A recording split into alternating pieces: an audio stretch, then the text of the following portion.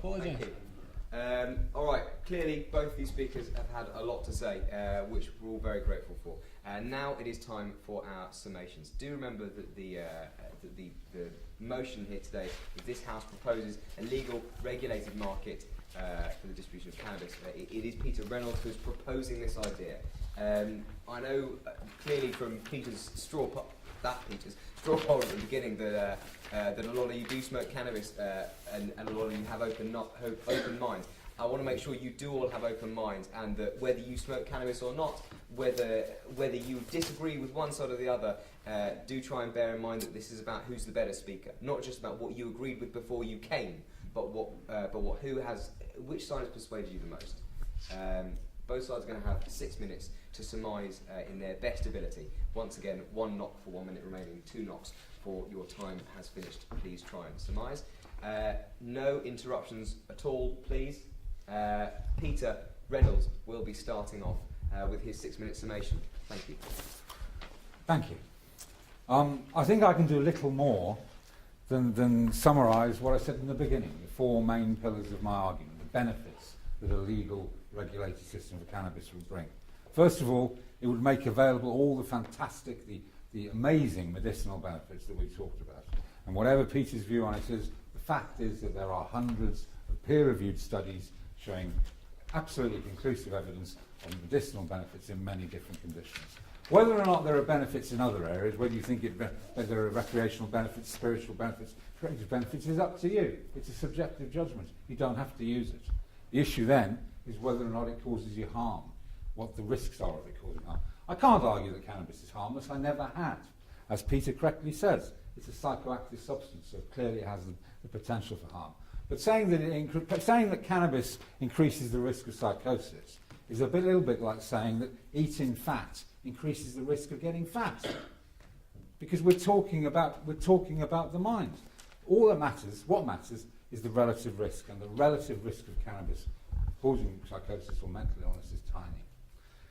But whatever harms there are, if we want to do something about them, the best way to do that is to bring the market under regulated control, where if people have a problem, then they're able to go and speak to somebody about it, get the advice they need without being concerned about the fact that they're breaking the law, where they can be provided with proper advice, proper facts and information.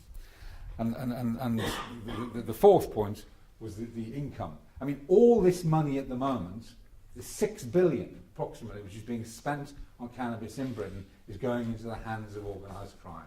It's all in the black economy. It's completely absurd that the government abandons that huge amount of revenue to organised crime.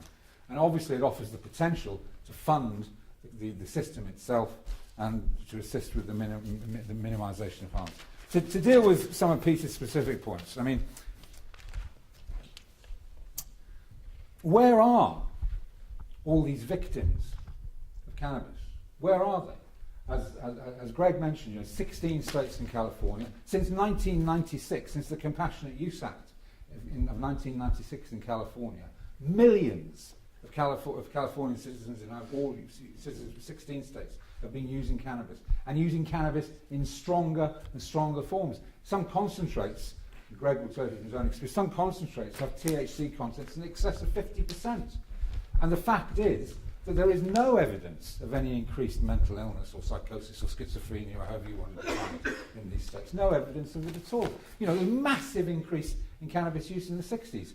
Where are all the victims of this now? Where are they?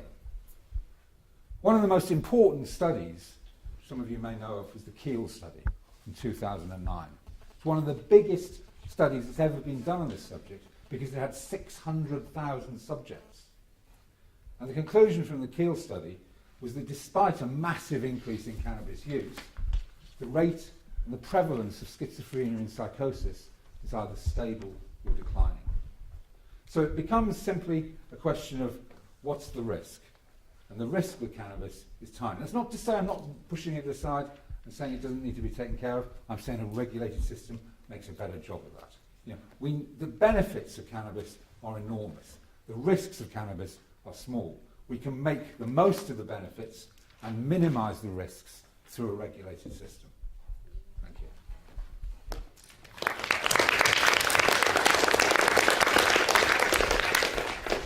Mr. Reynolds, Mr. Hitchens, your 60 minutes. Thank you. I'll try to be as brief as I can. A couple of points. If you get fat, as I have done, you can go on a diet and get thin again. If you lose your reason, you cannot get it back. And that is one of the things about the dangers of cannabis. What it does to you is irreversible if it does it to you, and nobody who uses it knows if it will be them or somebody else or a friend of theirs. There is no way of knowing. It could be you. And if it is, that's it. No way back. On the question of advice, I have to say that there are all kinds of websites and government-funded organizations which seem to me to be very happy to give people advice on how to take drugs allegedly safely. And I don't think there's any lack of that available. What there is extraordinarily in short supply is anybody saying, don't do that.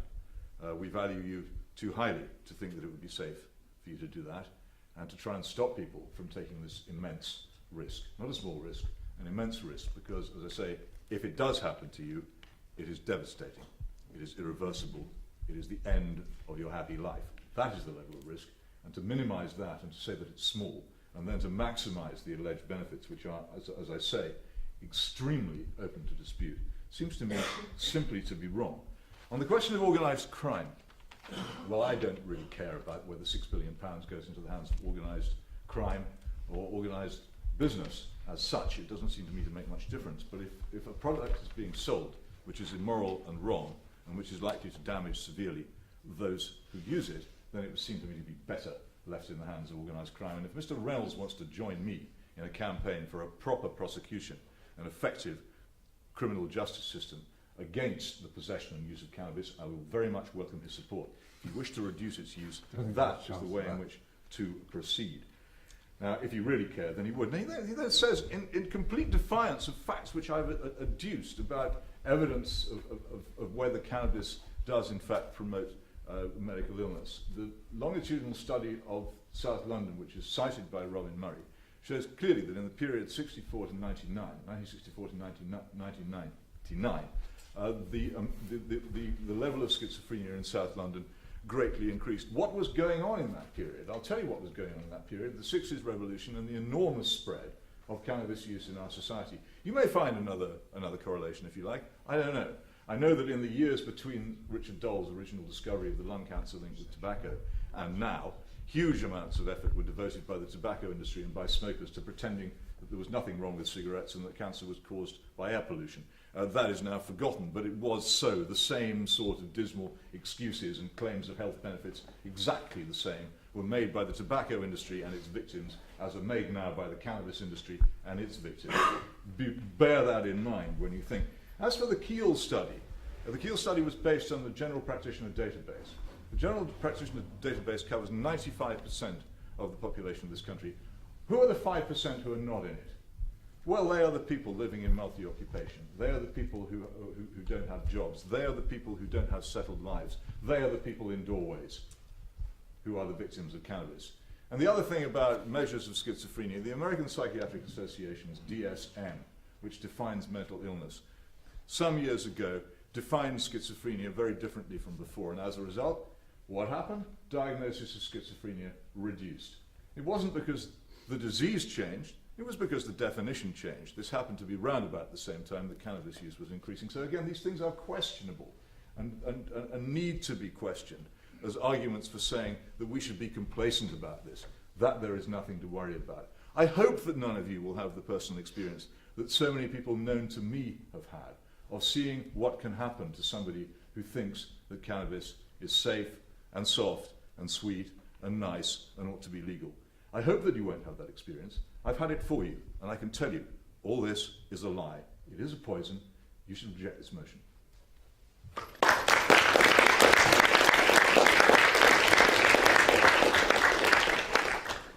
Thank you both for your excellent speeches.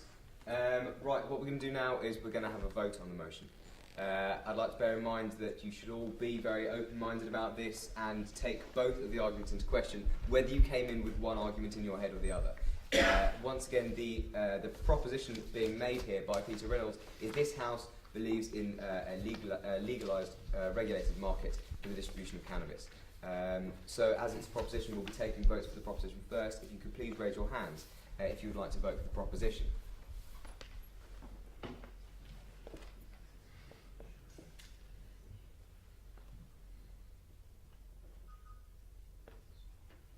Okay, thank you.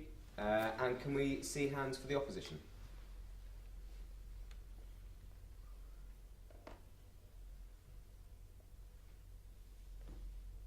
It's remarkably close. And any in the abstention? I'd like to say the abstentions have it. They don't. The proposition has it by 6 votes. So everyone, I'd like to congratulate Mr. Reynolds on his victory.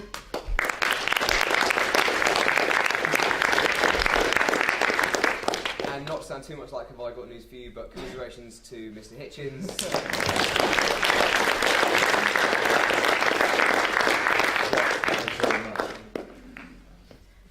So once again, I'd like to thank both our speakers for coming along. It's quite far from London, so they've made quite a trip up here, as it has been for many of you. Thank you all for coming. I really appreciate it. Hope you've had a fabulous time. So thank you very much. Round of applause for our speakers once again.